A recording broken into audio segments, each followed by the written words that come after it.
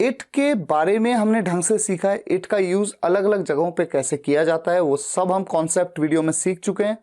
आज हम करने वाले हैं प्रैक्टिस। इंपॉर्टेंट वीडियो है, एंड तक आपको देखना है और जो कुछ भी आपको नहीं आता उसे नोट भी करना है ताकि आप अपनी डे टू डे कॉन्वर्सेशंस में भी सेंटेंसेस को सही तरीके से बना सकें। तो आइए शुरुआत करते हैं। हमारा पहला सेंटेंस, 4 साल लगते हैं। 4 साल लगते हैं। मान लीजिए कोई व्यक्ति आपसे पूछे कि बीटेक करने में कितने साल लगते हैं, तो आप कह सकते हैं 4 साल लगते हैं। तो इस सेंटेंस को कैसे बनाया जाएगा, हमेशा याद रखिए, जब भी हम समय लगना की बात करते हैं, समय लगना, जैसे 4 साल लगते हैं, 4 मिनट लगते हैं, 4 सेकंड्स लगते हैं, 4 घंटे लगते हैं, 4 महीने लगते हैं, 4 हफ्ते लगते हैं, जब भी समय लगना की बात होगी ऐसे में हमेशा आपको ध्यान रखना है इट का यूज आप एज अ सब्जेक्ट करते हैं और टेक का use as a main verb. इस सेंटेंस में आप देख रहे हैं 4 साल लगते हैं, तातेती के साथ है, हैं, हो, हूं, प्रेजेंट इंडेफिनिट टेंस में ये सेंटेंस। इस सेंटेंस को कैसे बनाएंगे, सबसे पहले सब्जेक्ट इट, उसके बाद सेंटेंस की जो मेन वर्ब है वो टेक है, टेक के साथ में एस का यूज होगा। क्यों होगा, क्योंकि इट एक थर्ड पर्सन सिंगुलर सब्जेक्ट है। उसके बाद 4 साल, 4 years, इट टेक्स 4 years। अच्छा, यहां पर अगर मैं ऐड कर दूं मुझे 4 साल लगते हैं, तो मुझे के लिए मैं इस इंग्लिश के सेंटेंस में क्या ऐड कर दूंगा, to me, it takes 4 years to me. अच्छा, यहां पर आपको यह ध्यान रखना है कि इस सेंटेंस को एक और तरीके से बना सकते हैं। जब हम कहते हैं it takes 4 years to me, तो यहां पर बता दिया कि किसे लगते हैं 4 साल, मुझे लगते हैं, तो ऐसे में सब्जेक्ट की जगह पे मैं भी हो सकता हूं, आई का यूज किया जा सकता है। आई टेक 4 years, मुझे 4 साल लगते हैं। तो आप समझ गए ना, 2 तरीके से बना सकते हैं सेंटेंस को, it takes 4 years to me या फिर आई टेक 4 years। अच्छा, यहां पर मुझे की जगह पर अगर मैं कह दूं हर किसी को 4 साल लगते हैं, तो मी की जगह पे आ जाएगा everyone, it takes 4 years to everyone. या फिर अगर मैं एवरीवन को सब्जेक्ट बना दूं तो एवरीवन टेक्स 4 years। है ना इंटरेस्टिंग, दोनों तरीके से सेंटेंस को बना सकते हैं, it takes 4 years to everyone या फिर एवरीवन टेक्स 4 years। यहां पर मैंने एवरीवन के साथ भी टेक के साथ एस का यूज कर लिया। क्यों किया, क्योंकि एवरीवन भी एक थर्ड पर्सन सिंगुलर सब्जेक्ट है। अच्छा, अब आ जाते हैं अपने ओरिजिनल सेंटेंस में। 4 साल लगते हैं, इट टेक्स 4 years, ये तो मैंने आपको बताया।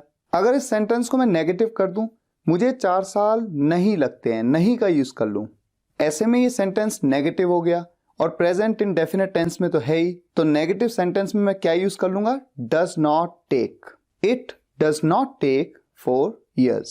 देखिए, कॉन्सेप्ट वीडियो में तो मैंने आपको इट के बारे में डिटेल में बताया है, लेकिन यहां पर जब हम प्रैक्टिस कर रहे हैं तो मैं चाहता हूं कि आप समझते हुए प्रैक्टिस करें।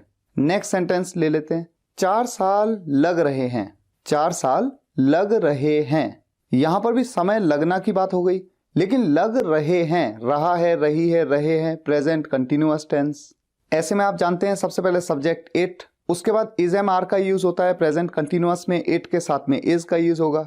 उसके बाद 4 साल 4 years, it is taking 4 years। अगर मैं सेंटेंस बना दूं 4 साल लग चुके हैं, 4 साल लग चुके हैं, चुके हैं, चुका है, चुकी है, चुके हैं, लिया है, दिया है, इसके हम क्या यूज करते हैं, प्रेजेंट परफेक्ट टेंस में हैज या हैव का यूज करते हैं। सब्जेक्ट है इट, इट के साथ लगेगा हैज, उसके बाद वर्ब की थर्ड फॉर्म मैंने आपको बताया, मेन वर्ब है टेक, टेक की थर्ड फॉर्म टेकन, उसके बाद 4 years, it has taken 4 years। अब अगर मैं कह दूं मुझे 4 साल लग चुके हैं, it has taken 4 years to me. मुझे की जगह पे कह दूं राहुल को 4 साल लग चुके हैं, it has taken 4 years to Rahul. हमें 4 साल लग चुके हैं, it has taken 4 years to us. उन्हें 4 साल लग चुके हैं, वो एक से ज्यादा हैं, it has taken 4 years to them. अच्छा, जैसे मैंने आपको बताया मुझे 4 साल लग चुके हैं, मुझे के लिए मैंने कहा it has taken 4 years to me.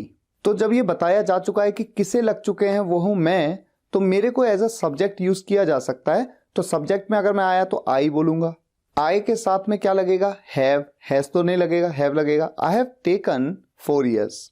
तो सेंटेंस को दोनों तरीके से बना सकते हैं, it has taken 4 years to me या फिर आई हैव टेकन 4 years। अच्छा, अगर सेंटेंस हो बीटेक कंप्लीट करने में मुझे कई साल लगे, तो सबसे पहले देखिए कई साल लगे, समय लगना की बात हो रही है तो इट का यूज एज अ सब्जेक्ट होगा। उसके बाद जो मेन वर्ब है वो तो टेक होगी। टेक की सेकंड फॉर्म लगती है पास्ट इंडेफिनिट टेंस में, क्योंकि ये पास्ट इंडेफिनिट टेंस का सेंटेंस है। लगे, आया गया, उठा बैठा, सोया रोया, हंसा जागा, लगे। ऐसे में टेक की सेकंड फॉर्म टुक का यूज। उसके बाद कई साल, many years, it took many years. कई साल लगे, किसे लगे? मुझे लगे, टू मी। क्या करने में लगे? बीटेक कंप्लीट करने में लगे, टू कंप्लीट बीटेक। तो ये पूरा सेंटेंस बन गया it took many years to me to complete BTech. अब जैसा कि मैंने आपको पहले भी बताया कि अगर ये बताया गया हो कि किसे लगे, जिसे भी वो समय लगा, कौन है वो? यहां पर वो हूं मैं, तो मेरे लिए आई का यूज एज अ सब्जेक्ट किया जा सकता है। I took many years to complete BTech. तो दोनों तरीके से सेंटेंस को बना सकते हैं। अगर सेंटेंस हो इस काम को पूरा करने में उसे 2 दिन लगेंगे, यहां पर भी समय लगने की बात हो रही है, इसका मतलब इट का यूज एज अ सब्जेक्ट करेंगे। लगेंगे, गागेगी आ रहा है, फ्यूचर का इंडेफिनिट टेंस है, तो विल का यूज होगा। इट विल टेक, लगेंगे 2 days, 2 दिन। किसे? उसे लगेंगे, टू हिम। क्या करने में? इस काम को पूरा करने में, to finish this work. It will take 2 days to him to finish this work. अब चूंकि यहां पर भी बताया गया है कि किसे लगेंगे, उसे लगेंगे, वो एक लड़का है। ऑब्जेक्ट में कहा तो हिम कहा, सब्जेक्ट में कहूंगा तो ही कहूंगा। ही विल टेक 2 days, उसे 2 दिन लगेंगे, टू फिनिश दिस वर्क। तो दोनों तरीके से सेंटेंस को बना सकता हूं। It will take 2 days to him to finish this work, या फिर he will take 2 days to finish this work. तो इट का एक कॉन्सेप्ट तो ये है जहां पर समय लगने की बात होती है। एक कॉन्सेप्ट होता है जहां पर कहा जाता है समय हो चुका है या हो गया है। ऐसे सेंटेंसेस में हम इट का यूज एज अ सब्जेक्ट करते हैं और उसके साथ में हैज बीन का यूज। और अगर कहा जाए कि समय हो चुका था या हो गया था, ऐसे में इट का यूज सब्जेक्ट की तरह और उसके साथ में हैड बीन। तो इससे रिलेटेड सेंटेंस लेते हैं। 4 साल हो चुके हैं, यहां पर समय होने की बात हो रही है। 4 साल हो चुके हैं, इट हैज बीन 4 years। अगर मैं कहता 4 साल हो गए थे कह देता पास्ट में, तो हैज की जगह पे had, it had been 4 years। अच्छा, अब मैं एक सेंटेंस आपके सामने रखता हूं। 4 साल हो गए हैं, इस सेंटेंस को तो मैंने आपको बताया कैसे बनाएंगे। It has been 4 years। अगर मैं कह दूं मुझे 4 साल हो गए, it has been 4 years to me. अब अगर यहां पर मैं ऐड कर दूं क्या करते हुए, जैसे तुमसे मिलते हुए मुझे 4 साल हो गए हैं, तो तुमसे मिलते हुए, मिलने का काम कंटिन्यू चल रहा है पिछले 4 साल से। ऐसे में हम मीटिंग यू ये ऐड कर देंगे। It has been 4 years to me meeting you.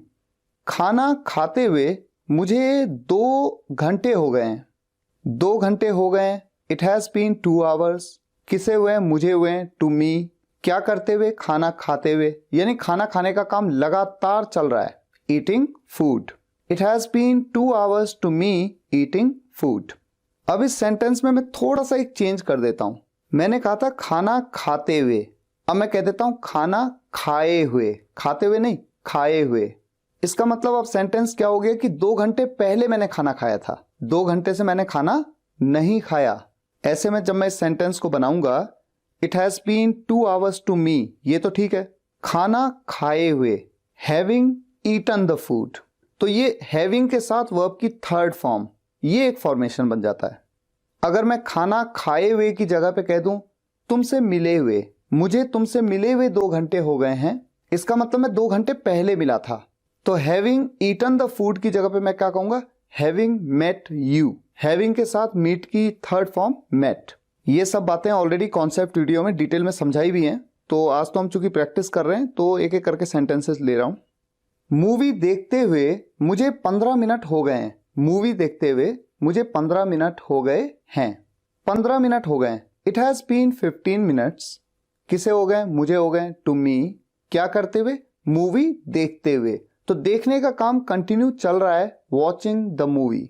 और अगर मैं यहां पर मूवी देखते हुए की जगह कह दूं देखे हुए, मूवी देखे हुए मुझे 15 मिनट हो गए, यानी कि 15 मिनट पहले तक मैं मूवी देख रहा था, तो काम चूंकि हो चुका है। ऐसे में वॉचिंग की जगह पे मैं क्या कह दूंगा?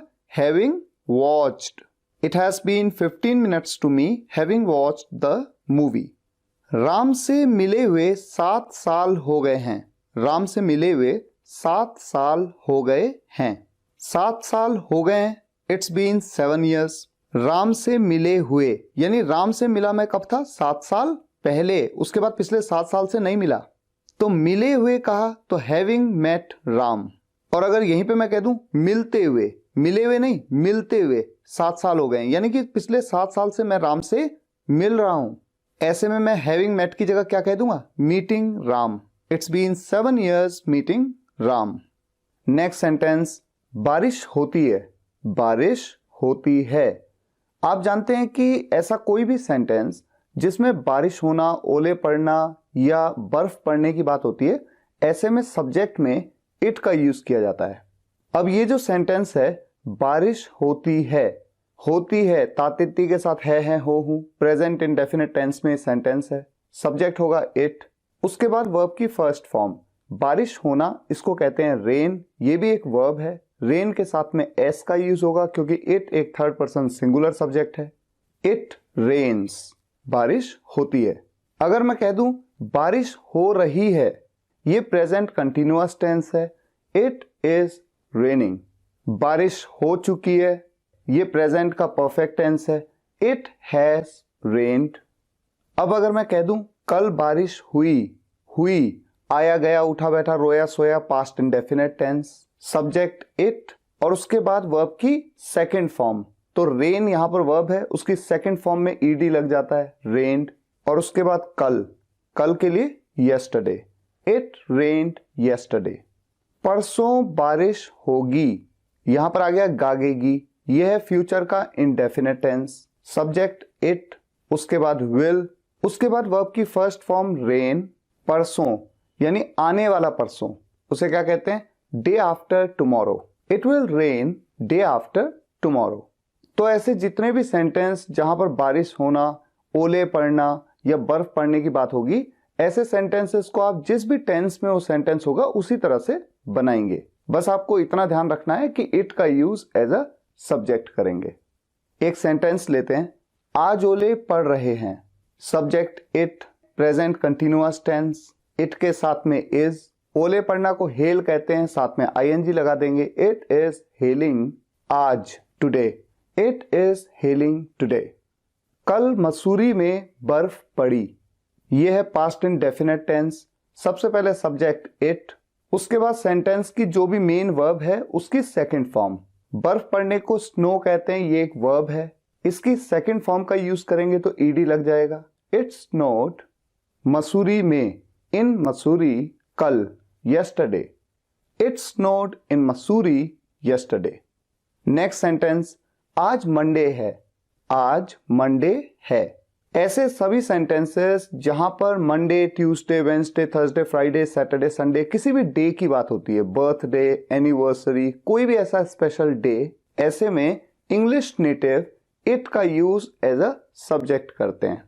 तो बोलने में तो आप इस सेंटेंस को ऐसे भी बोल सकते हैं, टुडे इज मंडे, लेकिन जनरली इंग्लिश नेटिव कैसे बोलते हैं? It is Monday today, it is Monday today. और बोलते वक्त तो जनरली इट इज की जगह पे इट्स कह देते हैं ताकि उससे फ्लुएंसी भी बढ़ती है, इट्स मंडे टुडे। तो इसी तरह से आप भी बोलने की आदत डालिए। जैसे मान लीजिए आपको कहना है आज मेरा बर्थडे है, तो बजाय ये कहने के टुडे इज माय बर्थडे, आप ऐसा कह सकते हैं it's my birthday today. Next sentence, क्या काफी समय हो गया है? क्या काफी समय हो गया है? ये एक प्रश्नवाचक वाक्य है, इंटेरोगेटिव सेंटेंस है। इस सेंटेंस को आप कैसे बनाएंगे? अगर एक सेकंड के लिए मैं क्या को हटा दूं, काफी समय हो गया है, मान लीजिए ये सेंटेंस है और आपको बनाना है। मैंने आपको बताया समय हो गया है या समय हो चुका है, ऐसे में इट का यूज आप सब्जेक्ट में करेंगे। उसके बाद has been, it has been काफी समय, एनफ टाइम। अब जब इस सेंटेंस को मैंने इंटेरोगेटिव बना दिया, क्या कह दिया शुरुआत में, तो हैज को उठा के आप शुरुआत में ले आएंगे, has it been enough time, simple. Next sentence, कितना समय हो गया है? कितना समय हो गया है, ये भी एक इंटेरोगेटिव सेंटेंस है। यहां पर भी आ रहा है समय हो गया है, ऐसे में आपको ध्यान रखना है इट का यूज एज अ सब्जेक्ट और हैज बीन का भी यूज होगा। लेकिन चूंकि इंटेरोगेटिव सेंटेंस है और यहां पर आ रहा है कितना समय, हाउ मच टाइम, ये तो हो गया WH फैमिली का मेंबर। अब उसके बाद आपको इट का यूज करना है एज ए सब्जेक्ट, लेकिन उससे पहले हैज को ले आना है। Has it been, how much time has it been. और हाउ मच टाइम इसकी जगह पे आप हाउ लॉन्ग भी कह सकते हैं। जब आप हाउ लॉन्ग कहते हैं तो अंडरस्टूड है कि टाइम की बात हो रही है, कितना समय। How long has it been. उन्हें घर पहुंचने में कितना समय लगा। अब यहां पर आ गया समय लगा, तो आपको तुरंत दिमाग में आना चाहिए कि सब्जेक्ट होगा इट, और यहां पर जो सेंटेंस की मेन वर्ब होगी वो होगी टेक, क्योंकि समय लगना के लिए आप क्या करते हैं, टेक का यूज करते हैं। उन्हें घर पहुंचने में कितना समय लगा। कितना समय, इसके लिए आप कहेंगे हाउ मच टाइम। यहां पर आ रहा है लगा, आया गया, उठा बैठा, रोया सोया, पास्ट इंडेफिनिट टेंस में। और पास्ट इंडेफिनिट टेंस के इंटरोगेटिव सेंटेंस में डिड हेल्पिंग वर्ब का यूज होता है, तो यहां पर डिड का होगा। और डिड के बाद आएगा सब्जेक्ट इट, उसके बाद आएगी सेंटेंस की मेन वर्ब, उसकी first form take. How much time did it take. किसे लगा, उन्हें लगा, वो एक से ज्यादा है तो टू देम। क्या करने में, घर पहुंचने में, to reach home. How much time did it take to them to reach home.